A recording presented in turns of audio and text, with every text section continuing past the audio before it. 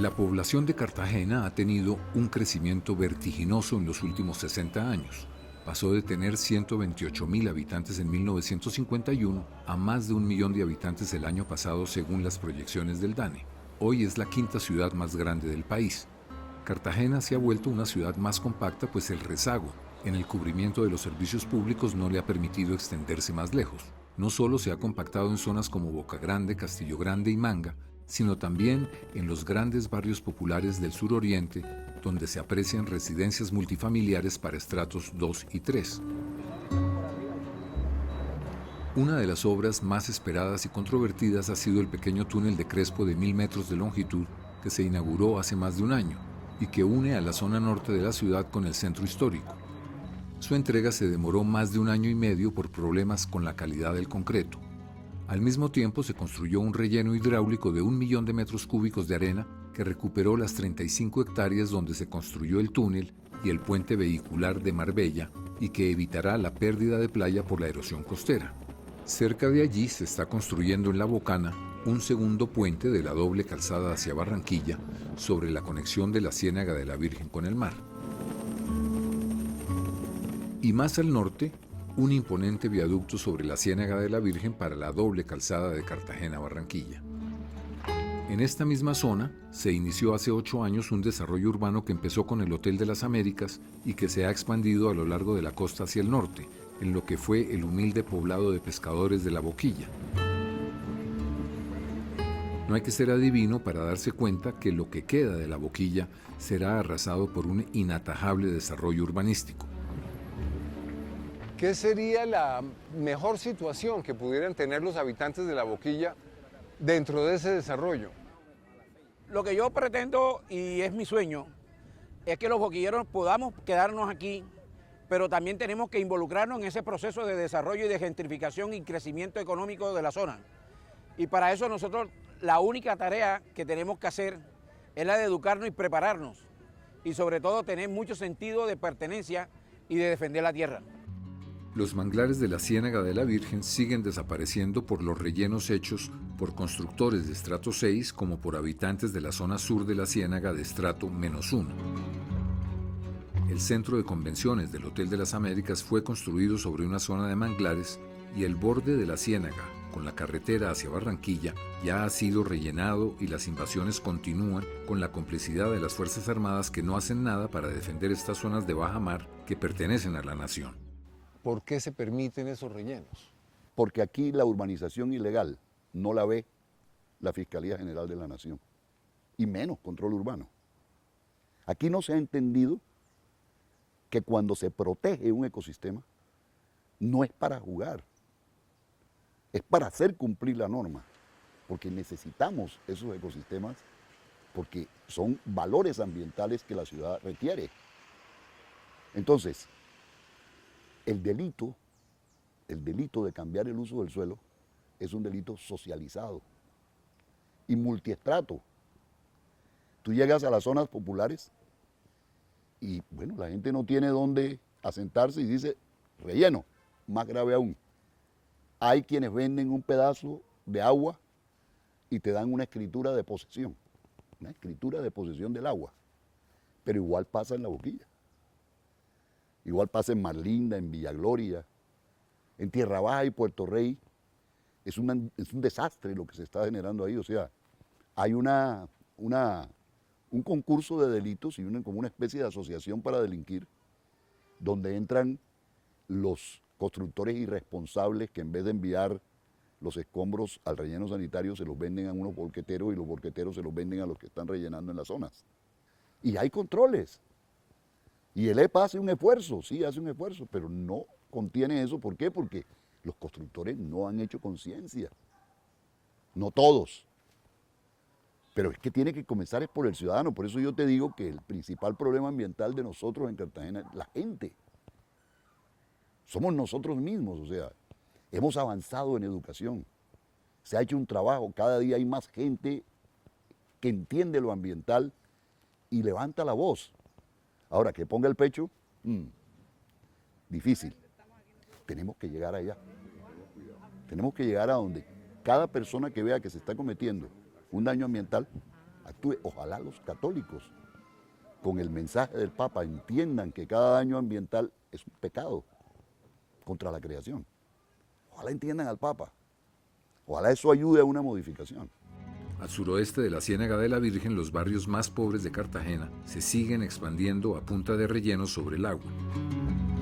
A la Ciénaga de la Virgen le quedan solo 137 kilómetros cuadrados y por los rellenos e invasiones ha perdido ya 30 kilómetros cuadrados.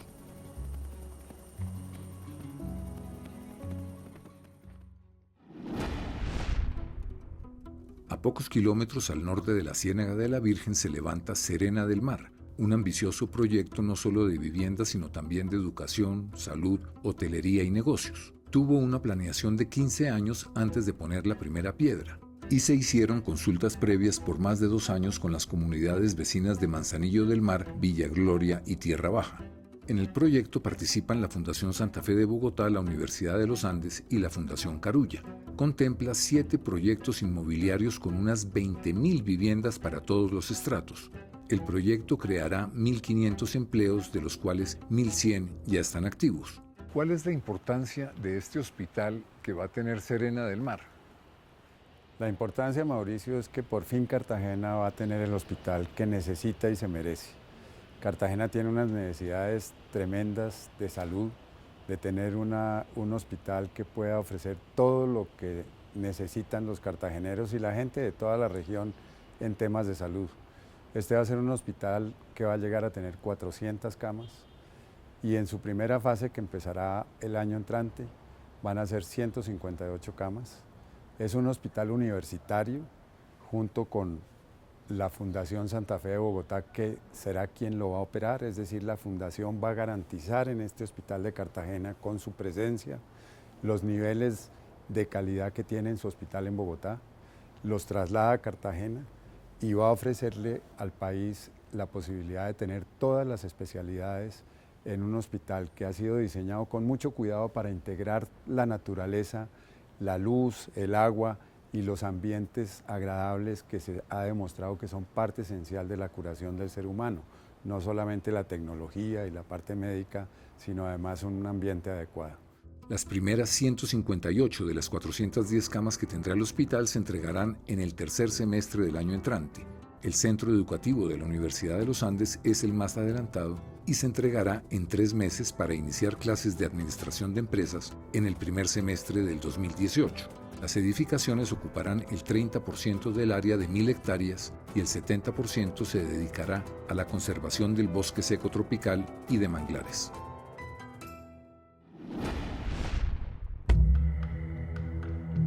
Cartagena es una de las ciudades más violentas del país y la tasa de homicidios es la tercera más alta luego de Cali y Barranquilla. Los 5 barrios con mayor número de homicidios están todos en las zonas más pobres de la ciudad. Aunque las muertes por sicariato han disminuido, las de violencia interpersonal o riñas van en aumento. Los turistas en zonas céntricas de la ciudad, como el área entre el centro histórico y el castillo de San Felipe, están expuestos a la acción de los vándalos. Para mi concepto, uno de los principales problemas que tenemos es el alumbrado público en las horas de la noche. ¿Por qué? Porque ya que ahí tenemos el castillo de San Felipe, vienen muchos turistas a esa hora de la noche. Entonces, cuando le preguntan a uno, yo trabajo con el turismo, tenemos un hotel aquí, la cuestión, cuando le preguntan a uno en la noche que para ellos para salir, que a dónde se pueden dirigir, la cuestión, nosotros siempre lo enviamos hacia el sector amurallado, que es cruzando el puente. Está Getsemaní, la Plaza de la Trinidad, todos los sitios que las personas quieren conocer cuando vienen a Cartagena, la Torre Reloj. De acá hacia el Castillo de San Felipe, para allá está este paso, este puente. Este puente, como podemos ver aquí, no tiene alumbrado público. En las horas de la noche es muy peligroso, porque bajo el puente hay comunidades de indigentes, o sea, personas que ya tienen años de estar viviendo ahí, son sus casas, tienen problemas de drogadicción. Pero con los extranjeros hemos tenido inconveniente de que han denunciado de que a veces los requisan para ver si han comprado drogas. Entonces, al no encontrar la droga, les quitan el dinero. La misma policía hemos tenido denuncias, les quitan el dinero. Me pasó con un señor, un ciudadano estadounidense de la ciudad de Nueva York. Tenía $200, le quitaron $100. Tenía 5 días para quedarse en la ciudad. Se tuvo que ir el mismo día porque dice que no tenía garantía, le daba miedo salir a la calle. Cartagena, con 1 millón de habitantes, cuenta con tan solo 4.000 agentes de policía entre el Gaula, antinarcóticos, la Dijín y el tránsito. Desde hace 2 años se han instalado más de 600 cámaras de seguridad que son minuciosamente observadas por decenas de agentes desde el comando de la policía.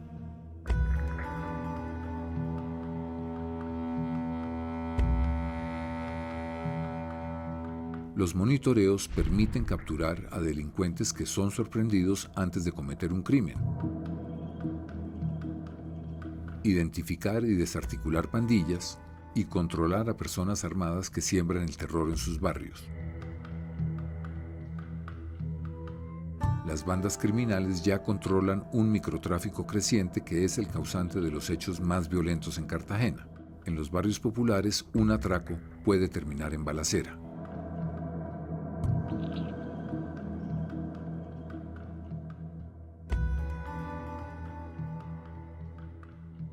En barrios considerados como seguros, como Boca Grande, ya se han presentado robos masivos, intentos de secuestro y balaceras, y hoy son frecuentes los robos hechos por motociclistas a los usuarios del sistema Transcaribe en varios paraderos de la ciudad.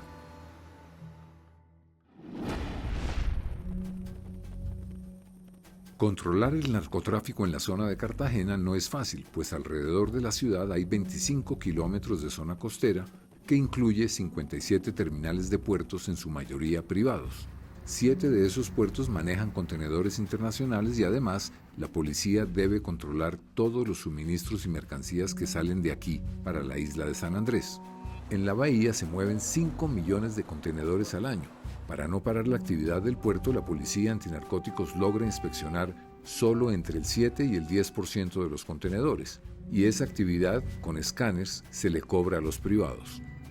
Fuera de los barcos de carga, por Cartagena pasan más de 200 cruceros al año. Estas organizaciones de narcotraficantes tienen muchas formas de poder sacar la droga. Pueden utilizar empresas fachadas a través de exportaciones. De igual forma aprovechan el récord de exportación de muchas empresas para poder contaminarlas. Tienen otros medios como son los veleros, los yates, las lanchas rápidas.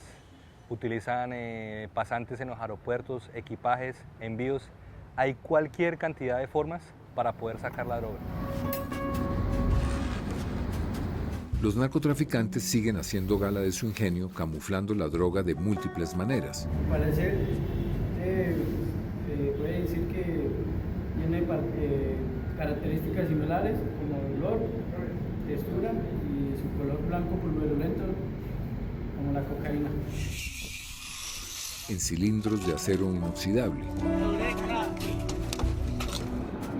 en placas de cemento para casas prefabricadas, en madera para construcción. En un envío de 24.500 latas de jalapeños que iban a Estados Unidos, se detectó cocaína en 560 latas. Y aún en chatarra que iba para Bélgica. O simplemente en tulas.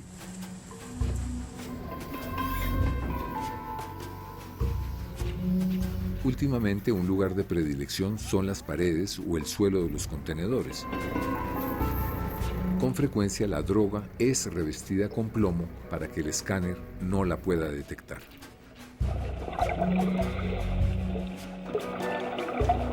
En un puerto como Cartagena, la droga puede pegarse al casco de los buques, en el terminal o aún en alta mar, con recipientes imanados.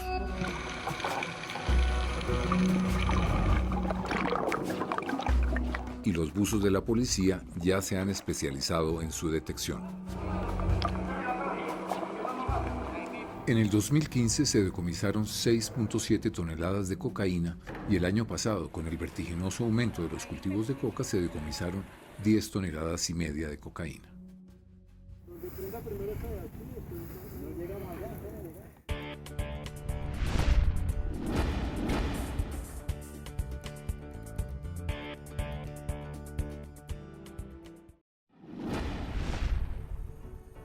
El viejo aeropuerto Rafael Núñez, con una sola pista, mueve 4.500.000 pasajeros al año y se estima que en el 2025 se doblará la demanda para llegar a 9 millones de pasajeros. Por ello se planea un nuevo aeropuerto que quedará a 22 kilómetros al norte del centro de Cartagena por la vía a Bayunca. Está en etapa de prefactibilidad y tendrá una pista de 3.100 metros de longitud y más de 40.000 metros cuadrados en la terminal aérea con 34 posiciones de embarque.